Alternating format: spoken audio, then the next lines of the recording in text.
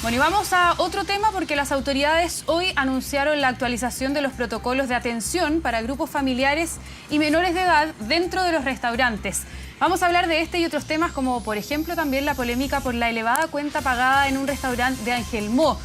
Para todo esto nos acompaña Máximo Picalo, presidente de la Asociación Chilena de Gastronomía. Máximo, buenas tardes. Hola, muy buenas tardes. Quiero comenzar por este nuevo protocolo, ¿no?, que cambia principalmente en las comunas que están en fase 2, en la fase del plan paso a paso llamada transición. ¿De qué se trata este nuevo protocolo? ¿Cómo van a poder atender ahora los restaurantes en estas zonas? Sí, la verdad que más que un nuevo protocolo es un pequeño ajuste a un elemento que tenía el protocolo en fase 2, ya que en fase 2 los restaurantes solo podían atender al interior de los locales con 2 personas máximo por mesa. ¿Qué estaba pasando? Estaba pasando que, por ejemplo, iba una familia a comer a un restaurante con sus hijos y tenían que sentarse los padres en una mesa, los hijos en otra mesa. Posterior salían del restaurante, siguen en el mismo auto, viven en la misma casa. O sea, la verdad que era algo que no tenía mucho sentido. Lo que se hace ahora, se actualiza el hecho de que cuando una familia vaya a un restaurante va a haber un máximo de 5 personas que van a poder estar sentadas en la misma mesa en fase 2 al interior, con pase de movilidad, por supuesto, todo, de manera de no hacer esta separación que no tiene mucho sentido y de alguna manera la familia, estamos en vacaciones, las personas salen a comer en familia, los lugares que hoy día están en fase 2, muchos son lugares de vacaciones y con esto se permite por lo menos que las familias puedan estar comiendo juntas. Para poder utilizar estas mesas de 5 personas ahora que se suman, ¿no?, porque antes eran solo 2, ¿debe haber un menor de edad en este grupo familiar? O sea, se refiere justamente a grupos familiares con menores, o sea, los padres con los hijos, esa es la idea.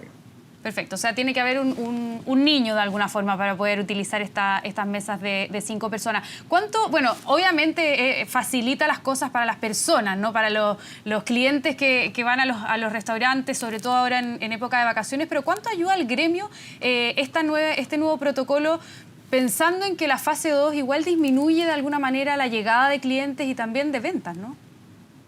Bueno, nosotros la verdad que el problema de fondo lo hemos planteado muchas veces.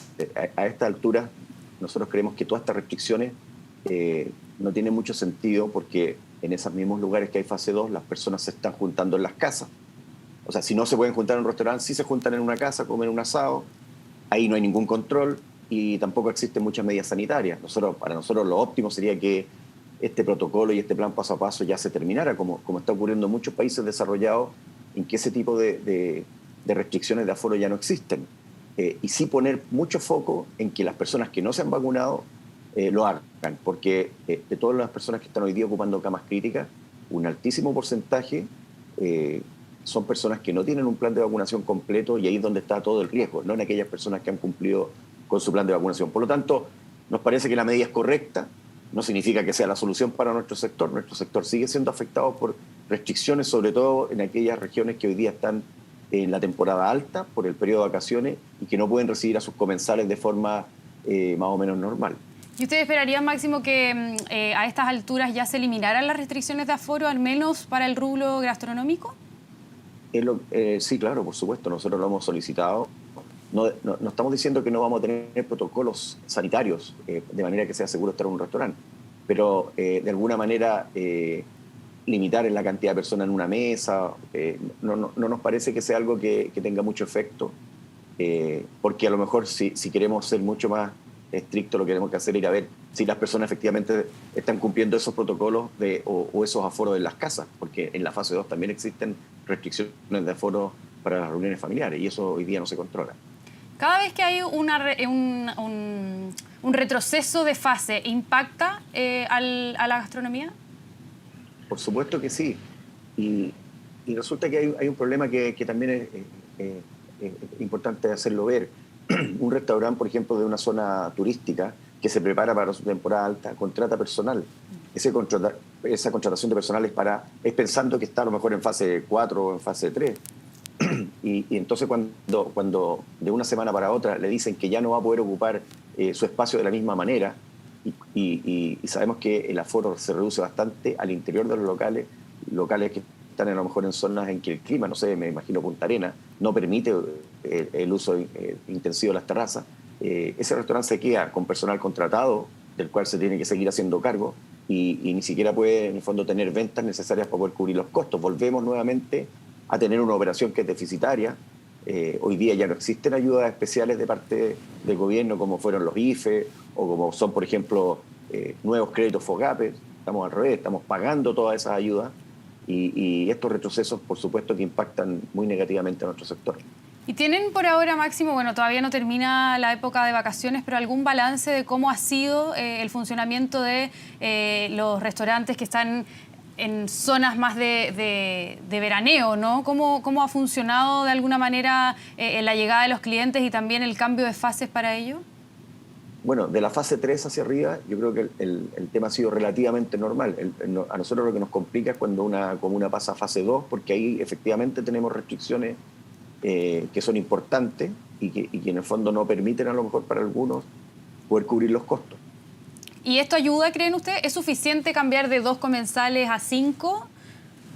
No, a ver, ayuda, pero no es, por supuesto que no es suficiente.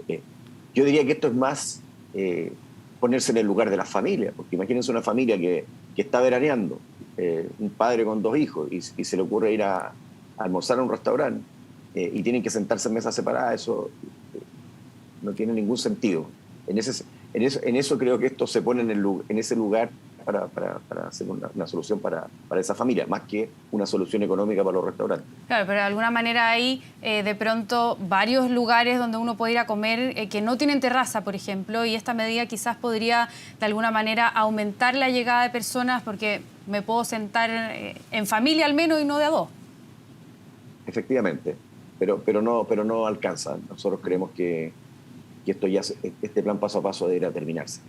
Máximo, queríamos avanzar en otro tema, esta polémica por el alto precio en algunas boletas, en particular en Angelmó, en Pomaire y también en otro restaurante de nuestro país. ¿Qué opina la chica respecto a esto? ¿Qué les parece esta boleta tan elevada de precio como critican en redes sociales?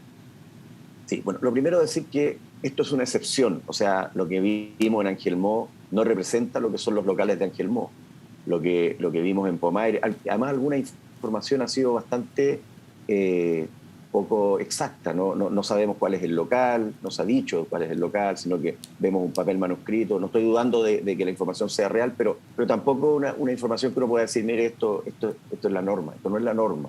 Yo personalmente soy asiduo visitante cuando voy al sur de la Caleta Angelmó. He comido muchas veces ahí con muy buenos precios, con productos de muy buena calidad, bien atendidos, con lo que todas las personas esperan que lleguen a Angelmó. Por lo tanto, lo primero es decir que eso no representa a los muchos negocios que existen en Angelmó. Ellos mismos lo han dicho así. Muchos tienen excedido sus precios.